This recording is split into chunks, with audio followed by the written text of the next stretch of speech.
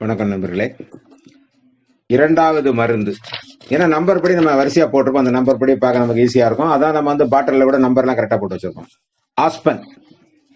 ஆஸ்பனோட symptom என்னன்னு பாத்தீங்கன்னா, காரணம் தெரியாத பயம், தவிப்பு, அச்ச உணர்வு. இதுதான் அதுக்குள்ள சிம்டமே. அதுதான் காரணம் தெரியாத பயம், தவிப்பு, அச்ச உணர்வு. இதுக்கு பாத்தீங்கன்னா ஆஸ்பன் நபர்களை பொறுத்தவரைக்கும் பாத்தீங்கன்னா, அவங்க அந்த காரணம் தெரியாத பயம் சொல்றாங்க பாத்தீங்கன்னா, பெரும்பாலும் ரொம்ப ஒரு சிம்பிளான கேட்டு. நைட்ல வந்து தூங்கிட்டு இருப்பாங்க, திடீர்னு பார்த்தா எந்திரிப்பாங்க. எந்திரிச்சா மன பாரமா இருக்கும். என்ன காரணம்னு அவங்களுக்கு சொல்ல தெரியாது. என்ன காரணம்னு தெரியாது. இதை வந்து நம்ம அப்படியே நம்ம யாராவது ஃப்ரெண்டு கிட்ட சொல்லலான்னு பார்த்தா என்ன நினைப்போம், ஐயோ என்னடா இது இவர் ராத்திரில தூங்குனானா முழிச்சானா ஒரு பயமான்னு கிண்டல் அடிப்பாங்கன்ட்டு வெளியில சொல்றதுக்கும் என்ன பண்ணுவாங்க, பயப்படுவாங்க. ஏன்னா அப்படி சொன்னா அவங்க என்ன நினைப்பாங்க, ஐயா என்னடா இவன் இன்னும் கற்பனையா கதையெல்லாம் சொல்றான், வீணு தேவையில்லாத கற்பனை மட்டும் கதை சொல்லிட்டு இருக்கான்னு நினைப்பான். அதனால வந்து சொல்ல மாட்டாங்க. அடுத்து பாத்தீங்கன்னா, ஆஸ்பன் நபரை பொறுத்தவரையிலே எதனால நமக்கு இந்த பயம் வருது அப்படிங்கிற விவரம் அவருக்கே தெரியாது. அது மத சம்பந்தமானதா, இறப்பு பற்றிய எண்ணங்களா கூட இருக்கலாம். தனியா இருக்கும்போது பய உணர்வு ஏற்பட வாய்ப்புகள் அதிகம். பலரோடு சேர்ந்து கூட்டாக காரியம் செய்யும் போது கூட பயம் ஏற்படலாம். இவர்களுக்கு ஆஸ்பன் கொடுத்தால் குணமாவார்கள். காரணம் தெரியாத பயம்.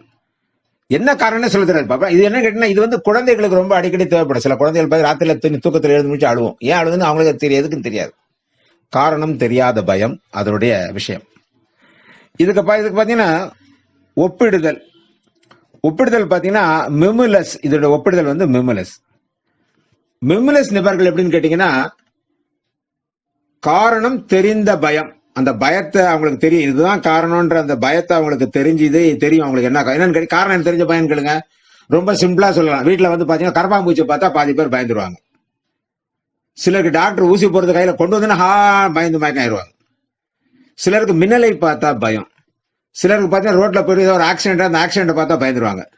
சிலருக்கு ரத்தத்தை பார்த்தால் பயம்.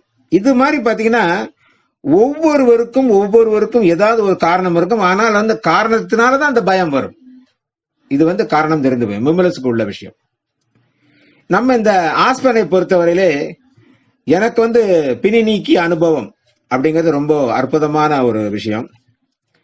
ஒரு 15 வயசு பள்ளிக்கூடம் படிக்கிற பையன் வந்து அடிக்கடி சளி பிடிக்கும், பசி இல்லை, அடிக்கடி அஜீரணம், எந்த மருந்து கொடுத்தாலும் சரியாகுன்ற நம்பிக்கை கிடையாது. ஆனா சாப்பிடுவா மறுபடியும் வரும்.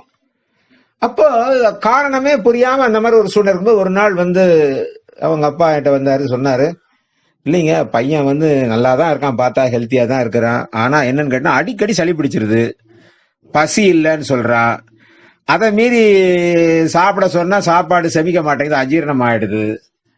என்னன்னு சொல்ல மாட்டேங்கிறான் போது நான் வந்து அவனை கூப்பிட்டு ஜாலியா தோல்ல கை போட்டு, என்னடா கண்ணா இப்படி இருக்கன்ட்டு அவனுக்கு ஒன்று சாக்லேட்லாம் கொடுத்து அவட ஜாலியா பேச ஆரம்பிச்சுட்டு இருக்கும்போது, என்னடா கண்ணா உனக்கு பிரச்சனை அப்படின்னு.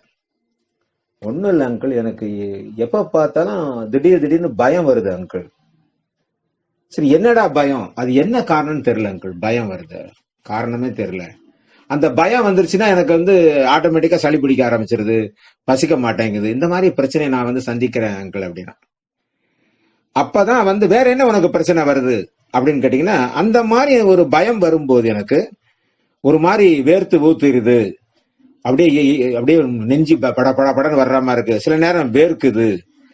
சரிடா பரீட்சையை பார்த்தா பயம் இருக்கான்னு கேட்டா, பரீட்சையை பத்திலாம் எனக்கு ஒன்றும் பயம் எல்லாம் கிடையாது, ஆனா இது ஏதோ ஒரு சூழ்நிலை ஏற்படுது அங்கிள் அப்படின்னு சொன்னான். சரின்ட்டு அவனுக்கு வந்து ஆஸ்பன் கொடுத்தோம். கிட்டத்தட்ட வந்து ஒரு 3 சிட்டிங்லயே அதுக்கப்புறம் சரியாயிட்டான். அவனுக்கு அதுக்கப்புறம் சளி பிடிக்கல, ஒன்றும் பிடிக்கல, ரொம்ப அற்புதமா மாறினான். இது என்னுடைய அனுபவத்தில் எனக்கு கிடைத்த வெற்றி. நன்றி நன்றி நண்பர்களே. வணக்கம் நண்பர்களே. இரண்டாவது மருந்து. ஏன்னா நம்பர் படி நம்ம வரிசையா போட்டிருப்போம். அந்த நம்பர் படி பார்க்க நமக்கு ஈஸியா இருக்கும். அதான் நம்ம வந்து